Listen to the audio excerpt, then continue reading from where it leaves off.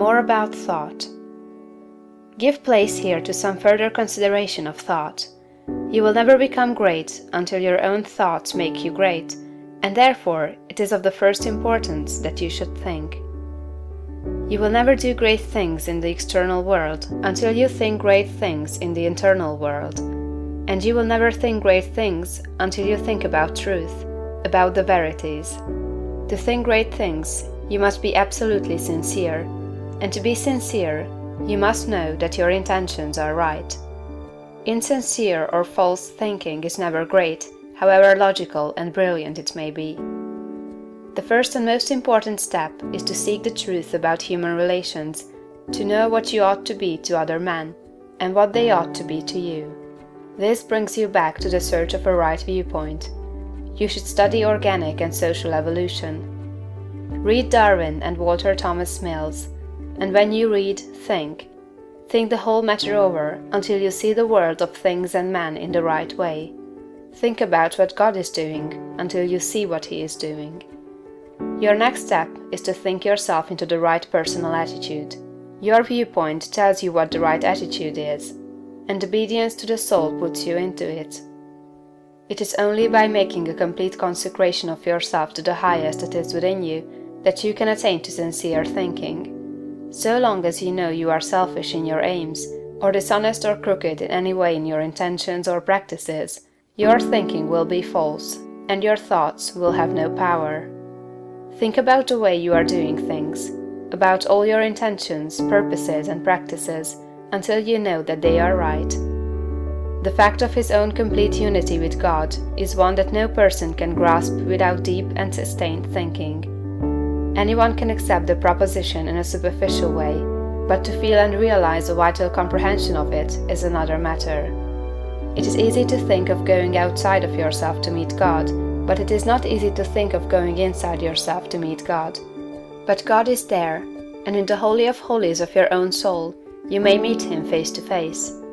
It is a tremendous thing, this fact that all you need is already within you, that you do not have to consider how to get the power to do what you want to do, or to make yourself what you want to be.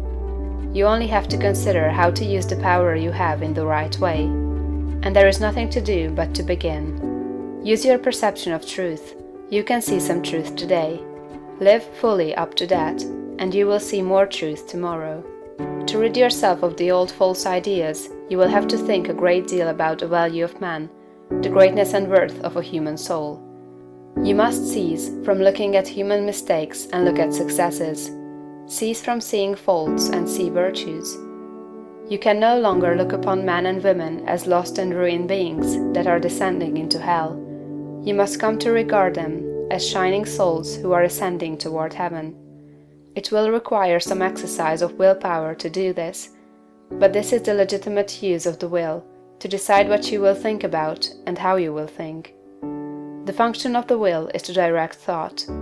Think about the good side of man, the lovely, attractive part, and exert your will in refusing to think of anything else in connection with them. I know of no one who has attained to so much on this one point as Eugene V. Debs, twice the socialist candidate for President of the United States. Mr. Debs reverences humanity. No appeal for help is ever made to him in vain. No one receives from him an unkind or censorious word. You cannot come into his presence without being made sensible of his deep and kindly personal interest in you. Every person, be he millionaire, grimy working man, or toil-worn woman, receives the radiant warmth of a brotherly affection that is sincere and true.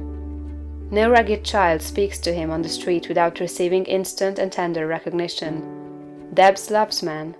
This has made him the leading figure in a great movement, the beloved hero of a million hearts, and will give him a deathless name. It is a great thing to love man so, and it is only achieved by thought. No thing can make you great but thought. Quote, "You may divide thinkers into those who think for themselves and those who think through others. The latter are the rule, and the former the exception. The first are original thinkers in a double sense, and egoists in the noblest meaning of the word." Schopenhauer.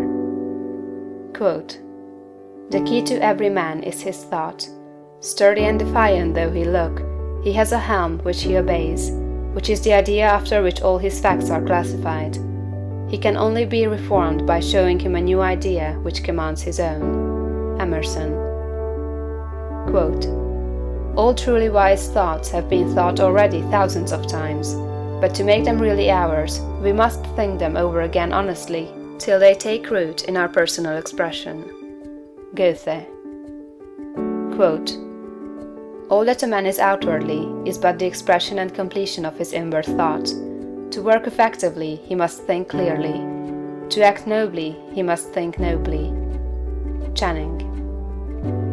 Quote, great men are they who see that spirituality is stronger than any material force, that thoughts rule the world. Emerson. Quote, some people study all their lives, and at their death they have learned everything except to think. Domergue. Quote, it is the habitual thought that frames itself into our life.